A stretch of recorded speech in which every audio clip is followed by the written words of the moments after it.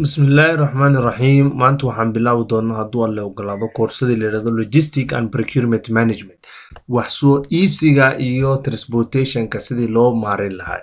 course nameku waxa weeyaan logistic and procurement management lecturerka oo anigoo ah Saadam Hussein Maxamed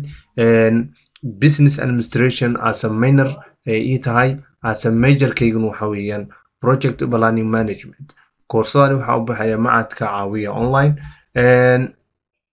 haddaan ku bilaabno chapter 1 part 1 meeluhu ka yimaade origin and the definition of the logistic originalkiisa iyo qeexitaanka logistica logistic is a management of the flow of the goods, information and other resources including energy and the people. Logistigu waa maareynta isku socodka badeecadaha, warbixinada ama macluumaadka iyo and other resources iyo kheyraadka kale in kheyraadkaas oo ay ku jiraan including the energy ama tamartii iyo dadkiiba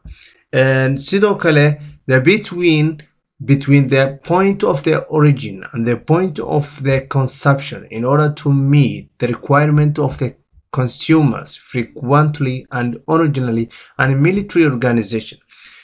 pointigaasi waxa u dhaxeeya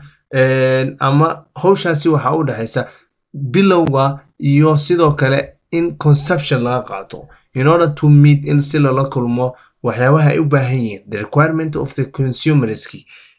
consumerka in la isku xiro waxyaabahan si ay macnaha loo ogaado waxyaabaha ay u baahan yihiin consumerski ayaa waxa loo sameeyay logistic wax la yiraahdo si frequently si joogto ah iyo originally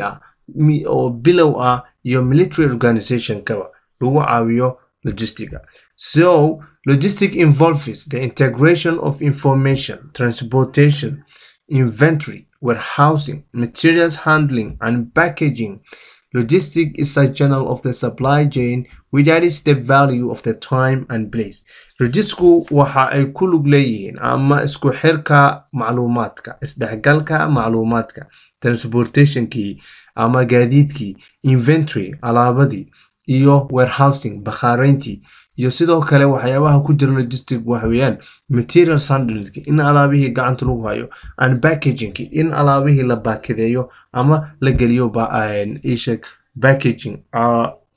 it means in la baakadeeyo